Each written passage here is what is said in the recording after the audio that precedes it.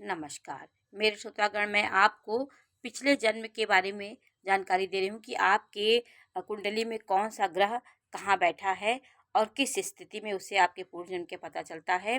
गुरु यदि आपके प्रथम भाव में, पंचम भाव में, नवम भाव में होगा तो आप उच्च होकर के उच्च का हो तो पूर्व जन्म में आप कई धार्मिक संत और अच्छे घर में, आपका धार्मिक घर से आपका जन्म जुड़ाव था।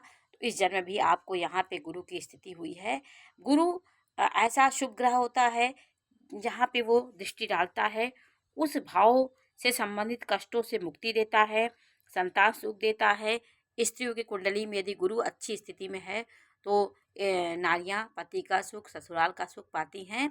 यदि नीच का गुरु हो गया तो वैवाहिक जीवन में नाना प्रकार की परेशानियां आती हैं, ससुराल में आती हैं, बहुत दिक्कतों का सामना करना पड़ता है। तो ऐसी स्त्रियों को निरंतर भगवान विष्णु की पूजा आराधना करनी चाहिए।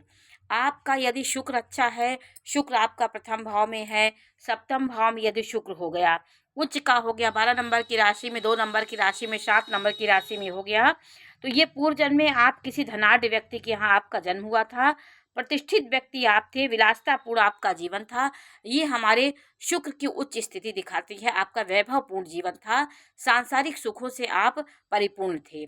आपका चंद्रमा यदि अच्छा है तो आप बौद्धिक क्षमता आपकी अच्छी थी, कोमल प्रकृति के थे, आप में सौम्यता थी, आप पिछले जन्म में कोई अच्छे राजघराने के व्यक्ति थे। सूर्य अच्छी स्थिति होती, राजती ठाट बाट से जातक इस जीवन में भी उसको उच्च का सूर्य मिलता है। उच्च का सूर्य यदि दिग्बली होकर यहाँ बैठा हो तो आप निश्चित रूप से सरकार से संबंधित कोई कार्य करते हैं और जीवन में उच्चता को प्राप्त करते हैं। सूर्य आपका उच्च होने से आपके जीवन में कई अवसर आपको सूर्य देता है। सूर्य कहीं आपको बैठने नहीं देता, आपका निरंतर संघर्ष और अवसर ढूंढने की आप में क्षमता होती रहती, निरंतर आप ये सोचते रहते हैं।